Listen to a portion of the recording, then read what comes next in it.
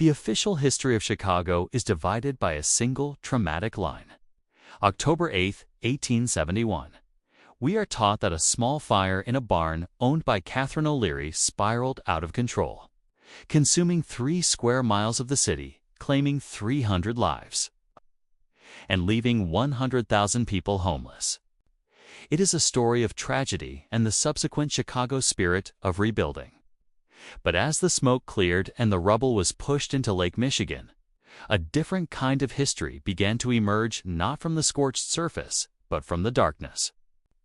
Below, when engineers were commissioned to stabilize the foundations for the new Chicago, they weren't expecting to find anything other than charred wood and limestone. However, as the excavation teams dug through the debris of the burnt district, they broke through into a world that should not have existed. Beneath the basements of buildings that were supposed to be the city's first structures, they encountered a sprawling, interconnected network of tunnels and stations that matched no architectural records in the municipal archives. These were not primitive sewers or utility passages. They were massive, vaulted transit corridors built with a precision that made the 19th century tools of the workers look like Stone Age artifacts. In the internal, non-public notes of the reconstruction crews, a chilling phrase began to appear.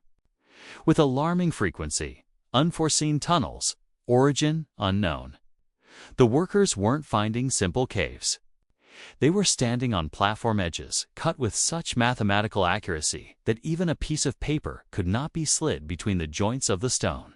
The lighting of 1871 photography was poor, yet the surviving images reveal something undeniable. Trackbeds designed for high-speed motion, aerodynamic tunnel profiles, and a scale of infrastructure that suggested a population and a technology far superior to anything 19th century America possessed. The deeper the recovery teams went, the more the utility tunnel excuse began to fail. Why would a city that relied on horse-drawn streetcars on the surface need a subterranean transit network capable of moving millions? Why were the stations designed with dimensions that fit no carriage or steam engine of the era? And most importantly, who built them? The official story quickly shifted to damage control, labeling these finds as abandoned limestone quarries or failed freight projects. But the photographs tell the truth. They show a unified, standardized mass transit system that had been operated, maintained, and then deliberately buried long before the founding fathers of Chicago ever arrived. Asterisk, asterisk. By the winter of 1871, the discovery had moved beyond simple stone and mortar. In the deepest layers of the excavation, below the new foundations, recovery teams stumbled upon the mechanical heart of the network. What they found was not steam power or coal-driven machinery, but something that historians still refuse to categorize: electromagnetic propulsion components. Engineers of the era, who were only just beginning to experiment with basic telegraphy, found themselves staring at precisely wound copper coils integrated directly into the track beds. They found magnetic assemblies and alignment systems that suggested a method of travel based on repulsion and attraction technology that officially wouldn't be patented for another century. These components were not prototypes. They were part of a massive, functioning grid that spanned the entire city. The 1871 recovery photographs are haunting. They show men in tattered, soot-stained clothes standing beside sleek, metallic conduits that look futuristic even by today's standards. These workers were effectively looking at the remnants of a civilization that had mastered electricity long before Edison or Tesla. Yet, as soon as these high-tech stations were uncovered, the tone of the reports changed. The detailed descriptions of the magnetic rails were replaced with vague terms like old ironworks or discarded piping. The secrecy was systematic. Certain tunnel sections were sealed with fill so dense and heavy that it seemed designed to prevent anyone from ever entering them again. Why were the most advanced stations, the ones containing the magnetic coils and the aerodynamically optimized platforms, the first to be buried? It wasn't about safety. was about the preservation of a narrative. If the public knew that they were building a primitive city on top of a hyper-advanced transit network, the entire illusion of human progress would have shattered. Chicago wasn't being rebuilt. It was being repurposed, and its true foundations were being hidden back in the dark. Asterisk, asterisk, as the excavation pushed into what appeared to be the central hubs of this buried network. The psychological weight on the recovery teams began to show. They weren't just finding tracks. They were finding the evidence of a functioning society. One of the most puzzling discoveries was what the engineers called departure boards, initially labeled as decorative stonework or signage for long forgotten businesses. These boards were positioned at regular intervals across the platforms. They were geometrically perfect, carved from a material that seemed resistant to the fire's heat. It featured mounting points for what looked like mechanical or even illuminated displays.